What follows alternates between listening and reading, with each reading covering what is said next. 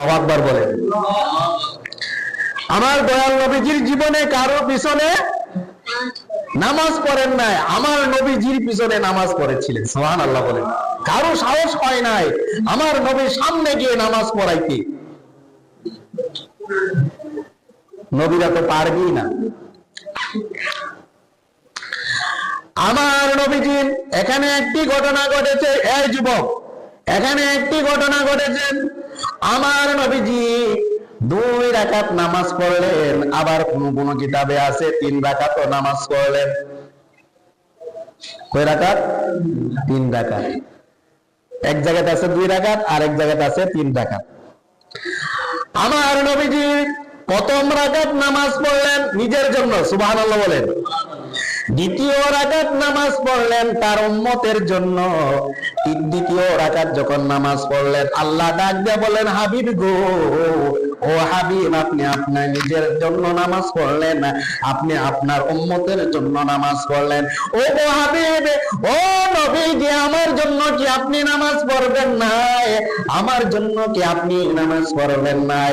এই কথা বলার সাথে সাথে আমার নবীজি 2 রাকাত নামাজ পড়ার ফলে আত্তাহিয়াতু লিল্লাহি ওয়াস সালাওয়াতু ওয়াত তাইয়্যিবাত, এই তাশাহুদ করার সাথে সাথে নবীজি দাঁড়ায়া গেলেন, দাঁড়াইয়া আরেক রাকাত নামাজ পড়লেন। সুবহানাল্লাহ বলেন, সুবহানাল্লাহ। এই শেষ রাকাত নামাজ পড়লেন একমাত্র আমার হাবিব আল্লাহকে খুশি করার জন্য। আল্লাহ ডাক দিয়ে বললেন, আল্লাহকে খুশি করার জন্য এই 3 রাকাত নামাজ পড়লেন। এই 3 রাকাত নামাজ উম্মতি মুহাম্মদের জন্য আল্লাহ পাক রব্বুল আলামিন তার নবীর মাধ্যমে ওয়াজিব করেছে। এই জন্য আমরা এশার নামাজে বিতরের নামাজ পড়ি 3 রাকাত। ওই বিতরের নামাজটায় আল্লাহ পাক রব্বুল আলামিন সবে মেরাজে ওই যে বাইতুল মুকাদ্দাস থেকে মসজিদে আকসার মধ্যে নামাজ পড়ছিলেন, ওই নামাজটায় আল্লাহ পাক রব্বুল আলামিন উম্মতি মুহাম্মদের জন্য ওয়াজিব করে দিয়েছে। আমরা বেতের নামাজ পড়ি। এখানে আল্লাহ পাক রব্বুল আলামিন আমার নবীকে একটা লকব দিলেন। আমার নবীকে একটা লকব দিলেন, ইমামুল মুরসালিন। সুবহানাল্লাহ বলেন। সকল নবীদের ইমাম। সুবহানাল্লাহ বলেন, সুবহানাল্লাহ। সকল নবীদের ইমাম। আমার আল্লাহ বলেন, দেখো হে দুনিয়ার মানুষ, তোমরা দেখো আমার হাবিবকে কতটুকু সম্মান দিয়েছি। যারা মারা গিয়েছিল 1 লক্ষ মতান্তরে 2,24,000 পয়গম্বর, ওই পয়গম্বরকে জীবিত করে এই মসজিদে আকসার মধ্যে উপস্থিত করাইয়া তাদেরকে কি বানাইয়া, এই আমার নবীকে ইমাম বানাইয়া আর তাদেরকে মুসল্লি বানাইয়া আমি আল্লাহ আমার হাবিবকে সম্মান সেখানে দিলাম এবং তাদের সামনে আমি লকব দিয়ে দিলাম ইমামুল মুরসালিন। চিৎকার করে বলুন সুবহানাল্লাহ। বন্ধুরা আমার, আমার নবীজি মেরাজে যাবেন। জিবরাইল আমিন আমার নবীকে নিয়ে আবার যখন রওনা হয়ে গেলেন, প্রথম আসমানে গেলেন। প্রথম আসমানে হযরত আদম আলাইহিস সালামের সাথে সাক্ষাৎ হয়েছে। সুবহানাল্লাহ বলেন। প্রথম কোথায় সাক্ষাৎ পাইছে? মসজিদে। এখন কোথায়? প্রথম আসমানে। সুবহানাল্লাহ বলেন।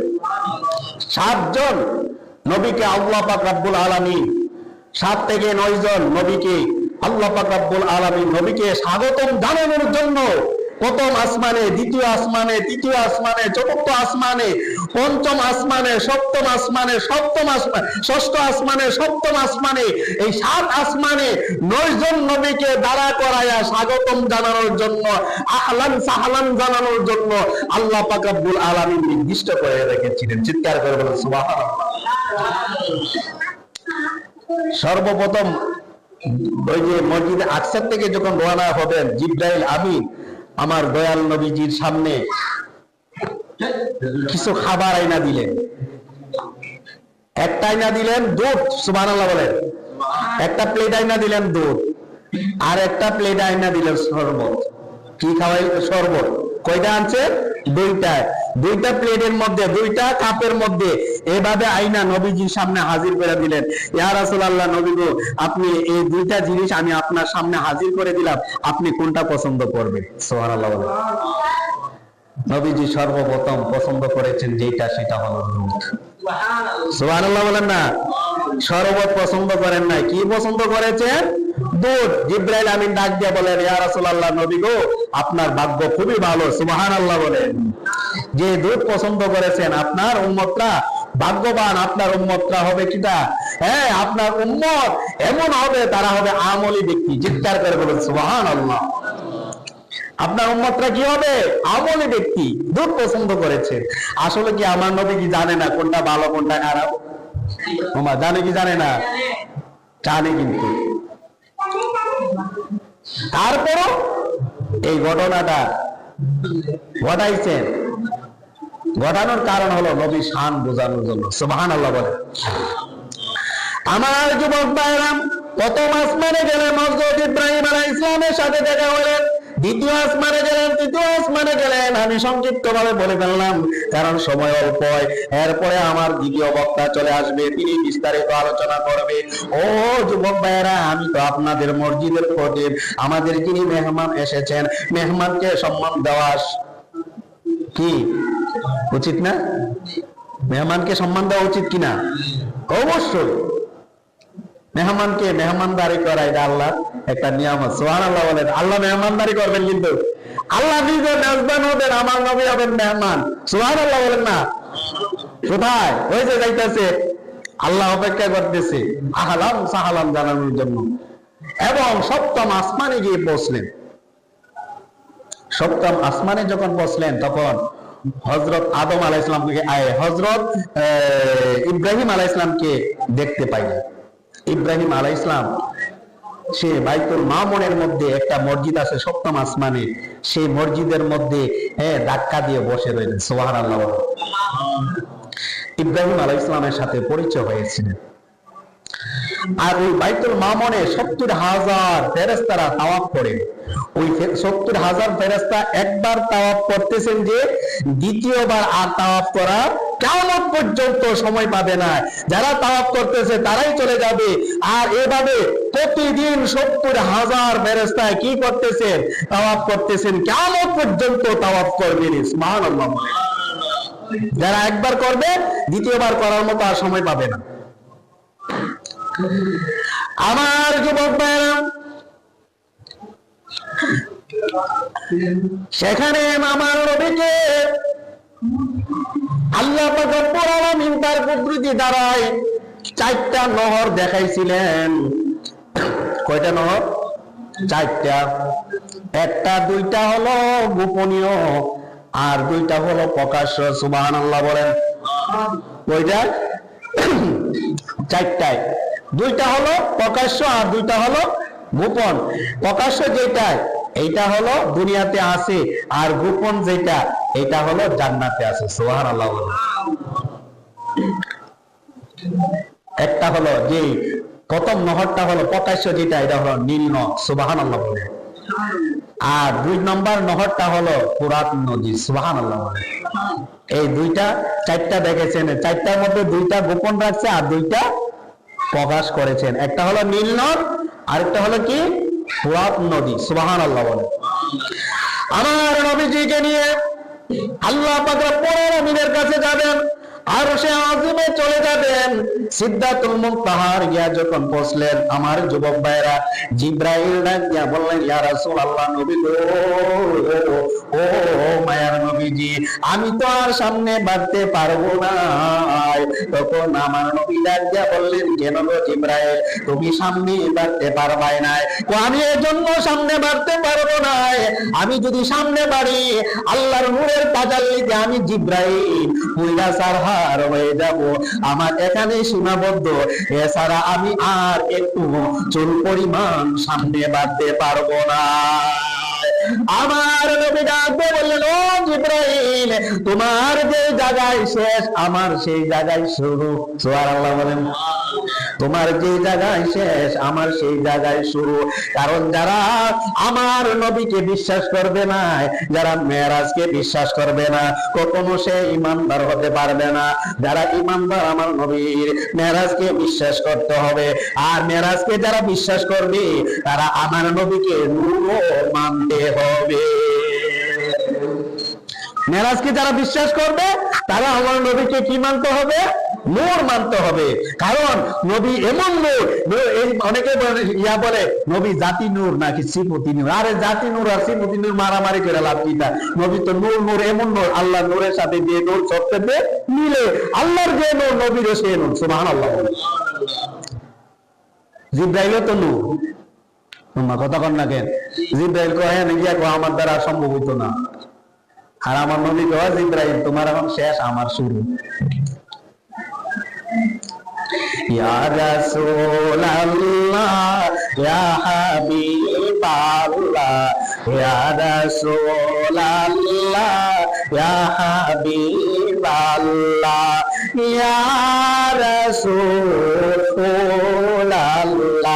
বল ইয়া রাসূলুল্লাহ ইয়া হাবিবাল্লাহ ইয়া রাসূলুল্লাহ ইয়া হাবিবাল্লাহ ইয়া রাসূলুল্লাহ তুমি জীবন তুমি মরণ আদার গড়ে তুমি আপন, তুমি জীবন তুমি মরণ আদার গড়ে তুমি আপন, তুমি মোদের পারের তরি, তুমি মোদের পারের তরি, তুমি নিদানে তরানে ওয়ালা ইয়া রাসূলুল্লাহ ইয়া হাবিবাল্লাহ ইয়া রাসূলুল্লাহ ইয়া হাবিবাল্লাহ ইয়া রাসূলুল্লাহ তুমি আমার আধার আলো, তাই তো তোমায় বাসি ভালো, তুমি আমার আধার আলো, তাই তো তোমায় বাসি ভালো। হৃদয় নামে ফুলদানিতে, হৃদয় নামে গেতে রেখেছি প্রেম মালা ইয়া রাসূলুল্লাহ ইয়া হাবিবাল্লাহ ইয়া রাসূলুল্লাহ ইয়া হাবিবাল্লাহ ইয়া রাসূলুল্লাহ বলুন ইয়া রাসূলুল্লাহ তুমি জীবন তুমি মরণ আদার ঘরে তুমি আপন, তুমি জীবন তুমি মরণ আদার ঘরে তুমি আপন, তুমি মোদের পারে তরি, তুমি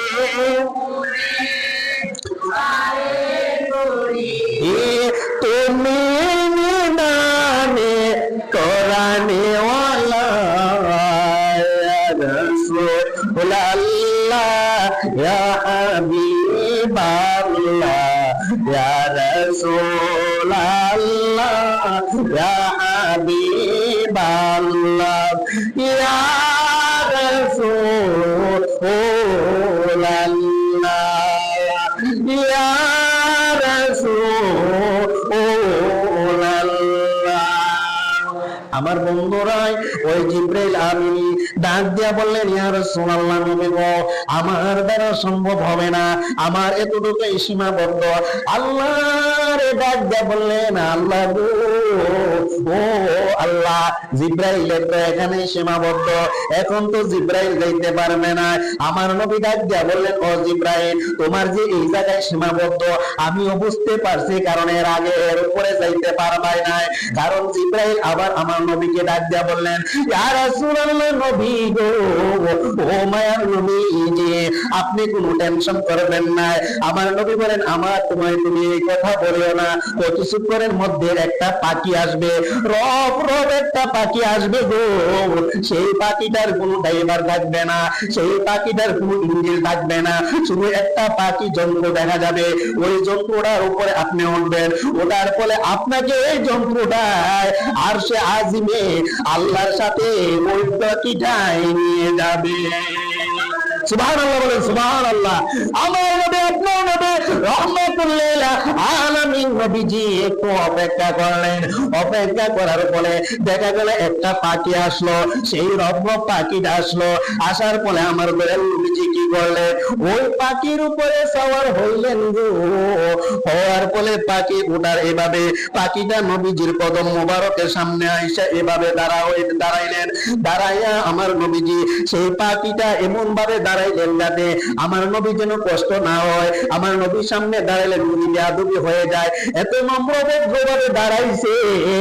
আমার নবীজি সেই পাখিটার মধ্যে উঠছে, সেই পাখিটা হলো রকম, ওই পাখিটার মধ্যে কোনো ড্রাইভার নাই। একটা তো জিব্রাইল আমিন ছিল, কিন্তু সে তো আমার নবীকে নিয়ে আসলেন। কিন্তু এখন যে আশক মাশকের আলাপ করবেন, জিব্রাইলকে বললেন, জিব্রাইল তোমার সীমাবদ্ধ শেষ, কারণ আমি আলোচনা করব আমার হাবিবের সাথে, এখানে কাউকে রাখবো না, শুধু আমার হাবিব আর আমি থাকবো। জিব্রাইলকে পাঠাইয়া দিলেন, রফরফে পাখির মধ্যে উঠলেন। রফরফে পাখি যখন উঠলো, উঠার সাথে সাথে দেখা গেল ওই পাখিটা আস্তে আস্তে আস্তে আস্তে করে আবার উপরের দিকে উঠতে রইলেন।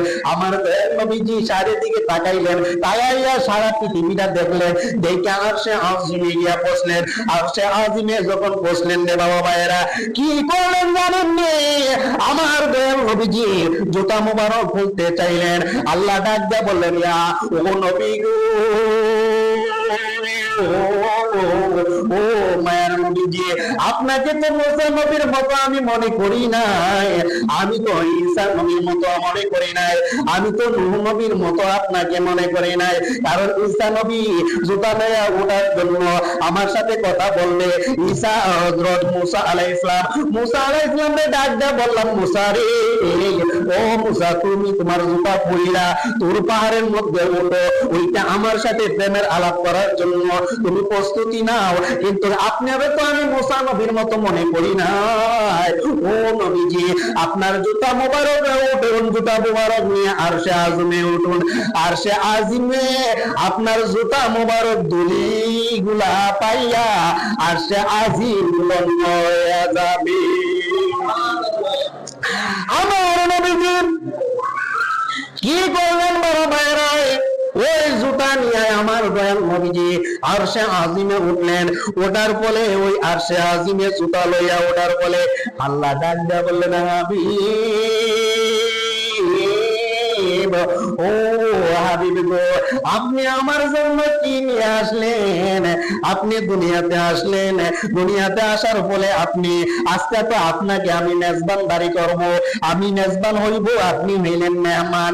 আপনাকে দাওয়াত করে আনলাম প্রেমের আলাপ করার জন্য নবী গো। ও নবী, দুনিয়াতে পাঠাইলাম, আপনি দুনিয়া থেকে আমি আমার আনার জন্য কি নিয়ে আসলেন? আমার নবী একটু চিন্তিত হয়ে গেলেন, কি কোনো কিছু তো নিয়ে আসলাম না বাস্তব, কারণ নতুন বাড়িতে নতুন মেহমান যদি যায় তাহলে মিষ্টি কিছু না কিছু নিয়ে যায়, কি নাম? আমার নবীকে ডাক দিয়ে বললেন, ও তোমার নবীজি, আপনি কি নিয়ে আসলেন? আমার নবী ডাক দিয়ে বললেন, আল্লাহ গো, ও আল্লাহ, কিছু আনতে পারি নাই দুনিয়া থেকে, তবে একটা জিনিস আনছি গো আল্লাহ। কি জিনিস নিয়ে আসলেন? আমার নবী আল্লাহর কাছে সামনে দাঁড়াইয়া বলেন আত্তাহিয়াতু লিল্লাহি ওয়াস সালাওয়াতু ওয়াত তাইয়্যিবাত। চিৎকার করে বলুন সুবহানাল্লাহ। আসসালামু আলাইকা আইয়ুহান নবী ওয়া রাহমাতুল্লাহি ওয়া বারাকাতুহু। চিৎকার করে বলুন আল্লাহু আকবার। আমার আল্লাহ খুশি হয়ে গেলেন, আমার দয়াল নবীজি যা কিছু নিয়ে আসলেন, তখন আল্লাহ পাক রব্বুল আলামিন সেখানে প্রেমের আলাপ শুরু হয়ে যাবে। একে অপরে এমন ভাবে বসলেন, সুম্মা দানা ফাতাদাল্লা বাতানা। এই যে সুম্মা দানার মতো একটা শস্যা দানা, ওই শস্যা দানা পরিমাণ পাচ্ছিল, ওইভাবে বৈশায় প্রেমের আলাপ করেছিলেন। একদল আলেম বলে আমার নবীকে না, আমার নবী নাকি আল্লাহরে দেখে নাই। আমার নবী নাকি কারে? আল্লাহরে দেখে নাই। আল্লাহরে দেখবে জান্নাতে, এর আগে দুনিয়ার কোন মানুষ আল্লাহরে দেখতে পারবে না। নবী তো দেখছেই না, তাহলে আল্লাহর সাথে প্রেমের আলাপ করছে, নবী বলে আল্লাহরে দেখছে না। কোন ইমান থাকবো? ইমান সাথে সাথে তালা দিয়ে দেবো গা, এত সোজা না ইমান। মামুর বাড়ি আবদান না, মামা আমার ইমানটা দিয়া দেন, আর আমার মার জমিটা দিয়া দেন, আমি নিয়ে যাবো ভাই। একটু চুল পরিমাণ আমার নবীর সাথে দিয়া দেবি বা কোন নবীর মুজেজাকে অস্বীকার করলে, নবীর ওই চরিত্রকে যদি কেউ অস্বীকার করে, সাথে সাথে ইমান কি হয়ে যাবে? আলাপ হয়ে যাবে। আবার পরিপূর্ণ মুসলমান হতে হবে। সে আলিম বলে নাকি আমার নবীকে দেখে না, দুঃখজনক। প্রেমের আলাপ করেছেন, কি করেছেন? প্রেমের আলাপ। সুবহানাল্লাহ। কত বছর? 27 বছর। কত বছর? রাত্রটা কতটুক? এশারের নামাজ থেকে ফজরের আগ মুহূর্ত। সুবহানাল্লাহ না? এশার করেন না 8টা বা 9টা বা অথবা 10টায়, এর থেকে ফজরের আগ মুহূর্ত পর্যন্ত কত বছর কাটাইছে? 27 বছর। সুবহানাল্লাহ। আমার আল্লাহর সাথে 27 বছর কাটাইলেন। 27 বছর কাটানোর ফলে আত্ম হয়ে গেছে। এর দিকে আমি আন্ত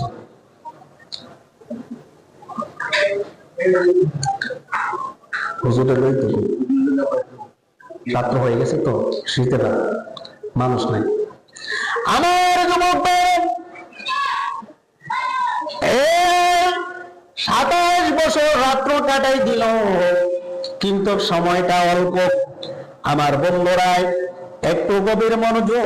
এখন আমি মূল কাহিনীর মধ্যে চলে যাচ্ছি। আল্লাহর সাথে সাক্ষাৎ করেছেন, আল্লাহর সাথে কত আলোচনা করেছেন। আল্লাহ ডাক দিয়ে বললেন, হাবিব গো, ও হাবিব, আপনাকে আমি আরশে আজিমে আনলাম, আমার সাথে দেখা করলাম, আপনার সাথে আমার দেখা হইল, দুজনে প্রেমের আলাপ করলাম। আমি আপনার জন্য জান্নাত বানাইলাম, আমি আপনার কারণে জাহান্নাম বানাইলাম, আরশে আজিম বানাইলাম, লোক বানাইলাম, সব কিছু আপনার জন্য বানাইলাম, আর দুনিয়াতে পাঠাইলাম আপনার শান বোঝানোর জন্য। ও নবী গো, আপনি কি জান্নাত দেখতেন নাই? আল্লাহকে ডাক দিয়া বললেন, আল্লাহ আপনি যদি দেখেন আমি নবী দেখব। আমার নবীকে দেখানোর জন্য আবার জিব্রাইলকে জান্নাতে পাঠিয়ে দিলেন। আমার যুবক ভাইরা, আল্লাহর হাবিব রাহমাতুল লিল আলামিন জান্নাত দেখলেন, জাহান্নাম দেখলেন। জান্নাত এত সুন্দর, জান্নাত শুধু নিয়ামত আর নিয়ামত, এত সুন্দর জান্নাত। আমার নবীজি মুগ্ধ হয়ে গেলেন। জান্নাতে যখন প্রবেশ করলেন, প্রবেশ করার সাথে সাথে ওই জান্নাতের মধ্যে একটা ধ্বনি শুনতে পাইলেন, আর আদার ধ্বনি শুনতে পাইলেন। আর জিব্রাইলকে ডাক দিয়া বললেন, জিব্রাইল, ও জিব্রাইল, আমার কানের মধ্যে একজন লোক হাঁটতেছে জান্নাতে, আমি